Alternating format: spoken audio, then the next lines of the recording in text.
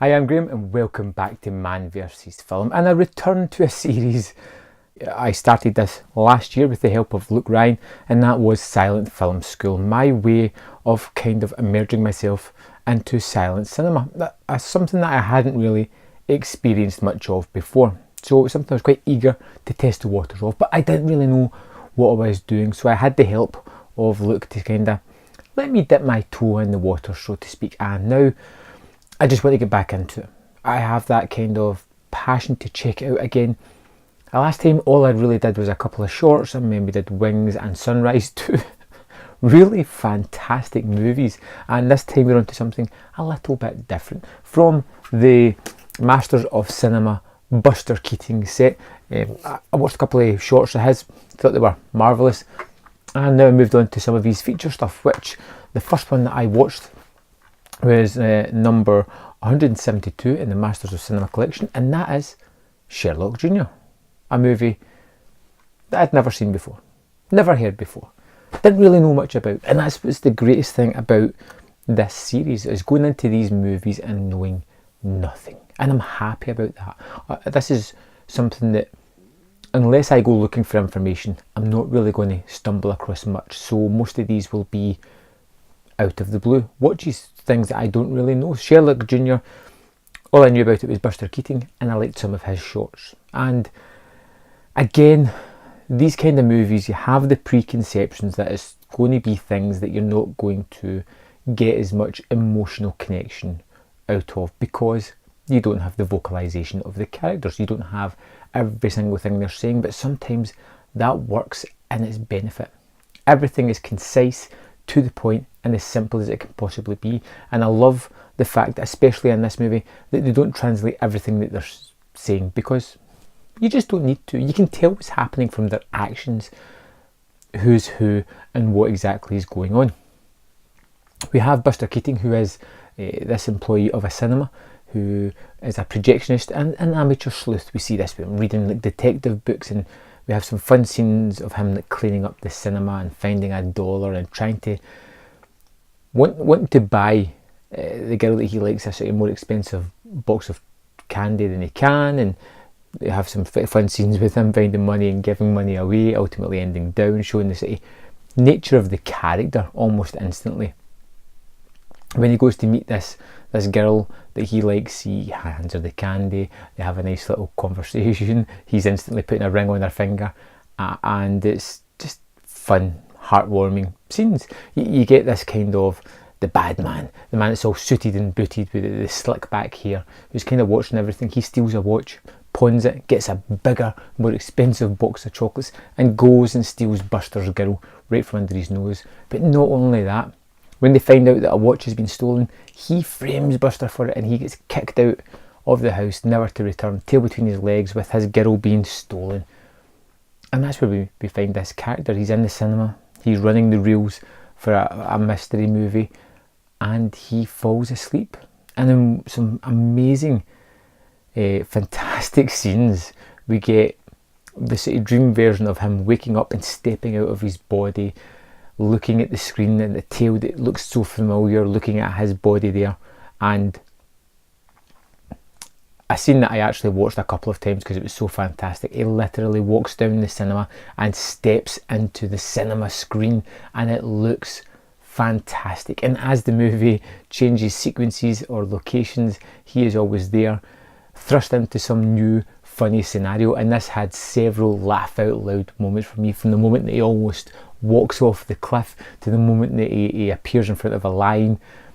It's fun, it's inventive, it looks tremendous. Even so now, it doesn't look pedestrian or early days of trying this trick photography. It looks realised, fun, inventive, and just oh so brilliant. And I was totally in at this point. And then in a great push-in sequence, the sort of camera pushes into the screen in the cinema, and it becomes the sort of movie that we're watching. And we have tremendous action set pieces here. The athleticism that is on camera, along with some of the marvellous designs of the set pieces, are just instantly fun. Within this movie, you have a similar storyline of somebody stealing something and he's the detective there to figure it out. We have the butler and the person that stole it working in collusion, who are trying to set up traps to kill Sherlock Jr. And it's just fun watching how it all plays out. The pratfalls, the hiding, how the situation is going to play out is all tremendously fun. There's a fantastic pool sequence with the unlucky number 13 ball. The guys have replaced with a bomb, and he's playing all these shots, and it's just kind of ricocheting all over the table, and everything seems to be going haywire, with the exception of the number 13 ball that stays untouched all the way through this. And it's a prolonged sequence, but it's a tremendously fun sequence as well. After this short scene of Sherlock trying to figure out what he's going to do, we move on to him trying to capture the guys, and there is some fantastic set pieces on trains and things like that. One of the ones that I really just marvelled at, again, I'm going to put that back and watch it again, was when he's about to go to the lair of the robbers, and he has this white, sort of like a top of a drum, and he opens it up and there's a dress, and he kind of folds it all a certain way, and then he carries it up and sits it at the window, and the whole time you're watching going, why is that there? What is that there for? Why is he sat that there? And I didn't know what it was, and then in the quickest of moments he grabs the jewels that he's after, jumps through the window, through this box he's set up there, into a dress, lands up on his feet in seconds. It is marvellous. I don't know how many takes it would have had to have done to do something like that. I watched that scene several times because I just thought it was absolutely terrific, so captivating, so unusual, and such a hard thing to actually do, but it gets done and it's just so amazing. I could literally just talk through the whole movie as to all the things I liked, because there's so many things. Like the car chase is fun, and the return of the 13th ball, the turning the car into a boat. It's all fantastic. I think one of the sort of most intricate parts of the movie, or one of the parts that I really attuned to, was in the end, he doesn't solve the crime of what happened to the watch in the real life story, but they figure out what has happened, and the girl comes back to see him at his job, and he really doesn't know how to respond, but he's watching a movie up on screen of a similar scene that is happening in the movie, and he gets all his cues, all the things that he wants to say, all the things that he wants to do, he pretty much copies from this movie. Not because he feels it's the right thing to do, but because that's visualising what he actually does want to do, but doesn't know how to do it. It was a terrifically fantastic set piece. I absolutely loved it. Again, I feel that I've been drawn back into this silent world. This movie was so much fun.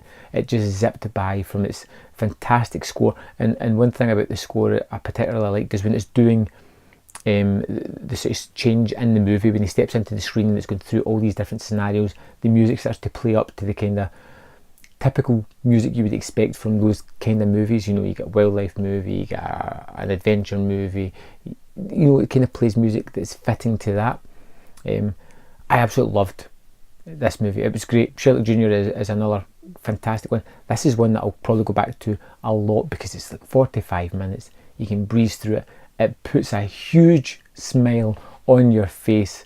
It's so good. It's fantastic. This set, in fact, I've heard great things about the other movies, The General and Steamboat Bill, and I'm going to check them out pretty soon as well. So, what I would like to know from you guys out there, is anybody out there a fan of silent movie, if anybody can recommend me stuff to check out next, I'd love it. If it's from the Masters of Cinema collection, chances are I'll already have it. But anything else, drop it in the comments. I'm happy to have a look at anything. Like I said, I don't know anything about these movies. I'm just hoping for something different, and I'm definitely getting that so far. So hopefully we'll see more of these episodes. Maybe I'll get looked back at some point with some other recommendations. He's a fountain of silent film knowledge, and I'll see you next time on Man vs Film.